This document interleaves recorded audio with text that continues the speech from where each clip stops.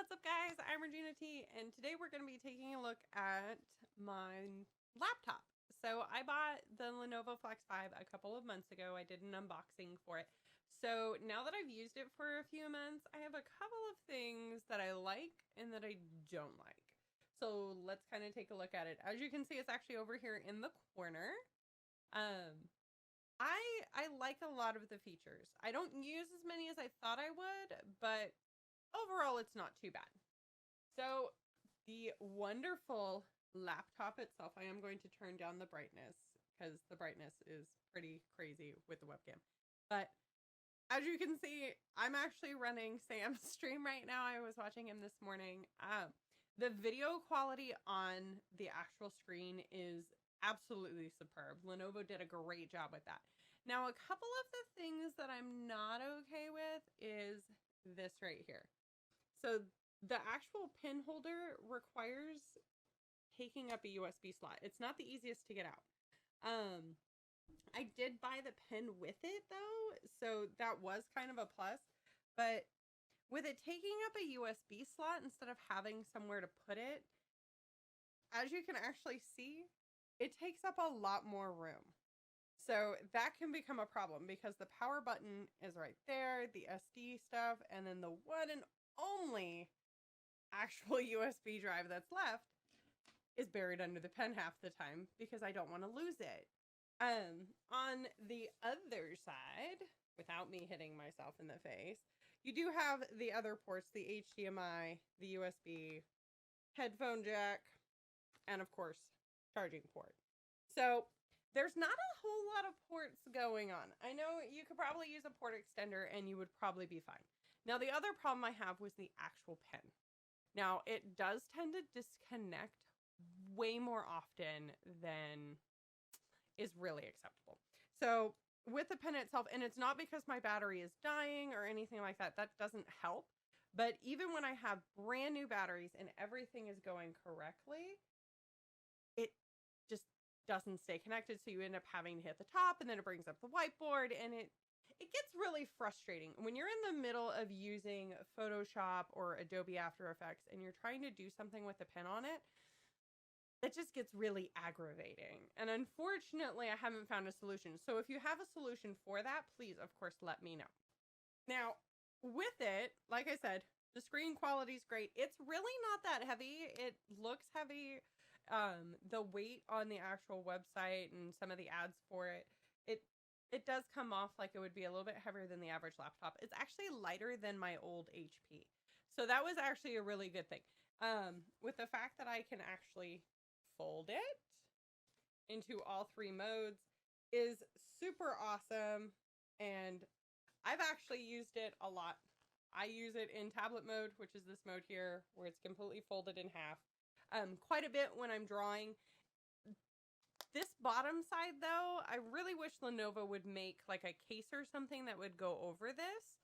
That way you're not hitting the keys. I mean, the keys aren't active, so, you know, it's not that big a deal. But having some kind of, you know, surface here where it would make this flat would be really helpful. It's just uncomfortable when you're setting it on your legs or you're just kind of relaxing on the couch and I'm trying to draw. It leaves key prints in my leg. So that can get a little bit frustrating and it's kind of uncomfortable and just weird because you feel yourself pressing the keys, but it's not doing anything. See? There's actually nothing going on. So overall, there's pluses and minuses. I actually love it, regardless. Like I said before, I have the i7 with 16 gigabytes of RAM. I do wish that it had a separate graphics card, an actual graphics card, because they're using the UHD 60s, I believe is what it is, or something like that. And it's garbage.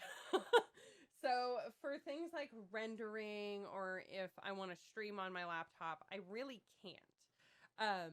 That's not to say that I haven't. I can stream on it. It's just you can't use an NVENC encoder with it because you don't have the correct graphics card.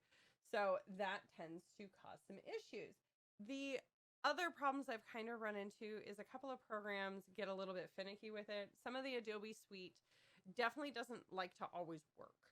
So I've had to kind of uninstall and reinstall a couple of programs, but I think with the latest updates so far with the Adobe Suite, I haven't had any new problems with it. It could have just been Adobe, or it was something wrong with Microsoft's actual software, because the last Microsoft operating system update wiped out some of my big computer too. So, there were issues on all sides. The laptop is just one of the problems that could have been an issue for me. But I did manage to get through most of it. I took off when I first opened it and I got it fired up. I took off all of that bloatware, the McAfee crap and the Norton stuff that they always put on there. I actually run Google Chrome and then DaVinci Resolve and then the Adobe Suite for most of my editing and a couple of different things. And it renders perfectly. Compared to my big PC, which has 32 gigs of RAM and a much better graphics card, it's a little slower. But honestly, if I have really nothing else playing or, going on in the background and I just kind of leave it sit, it renders just as fast. So it's not really a matter of how powerful it truly was. It does everything that I could possibly need, which was really exciting because I bought it so I could do all of these things when I'm away. Since I don't want to carry this big tower of a PC with me everywhere I go, and that's not something that you would normally do anyways, you kind of need a laptop that's going to do all of it. I know a couple of friends who have bought the Legion now and they seem really happy, which is very similar to the Flexes. They don't fold over completely, or at least I don't think they do. And they're more designed for gaming, so they are more expensive. Now, this laptop itself is actually a really great price. I'm super happy with Lenovo with the fact that they did keep the price down. I wish they would come out, like I said, with a couple of different things, fix the pen so that it's not so junky. That way it's not always disconnecting and having issues. Also kind of tweak a couple of things, put that cover or make a cover that snaps onto these so that when you have it folded over into tablet mode, it's not that big a deal. But to be honest, it's kind of hit or miss. I mean, you pick and choose. For me personally, I would definitely recommend it. So if you're designing things and you're kind of just starting out and you don't want to, invest $600-700 all the way up to a couple $1,000 in those graphics design tablets that are made by a bunch of different companies, and you're just working in Photoshop and a couple of other minor programs, this will definitely work for you. That's what I use it for. I have no reason to buy those other tablets, and even though they would be really cool to have and I'm sure I would have a blast with them, I just don't see the point in spending the money right now when I can draw directly on my screen here. And the editing within Photoshop is actually very smooth. So once you do kind of get the pen going and it kind of stays connected for a minute, everything flows super smooth. And I can normally get through a drawing after a couple of attempts.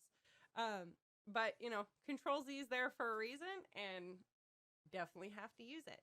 So, like I said, overall, definitely would recommend it. If you're thinking about buying it, buy it. It's well worth it. Of course, wait for most of the sales. Lenovo is really great about doing sales throughout the year.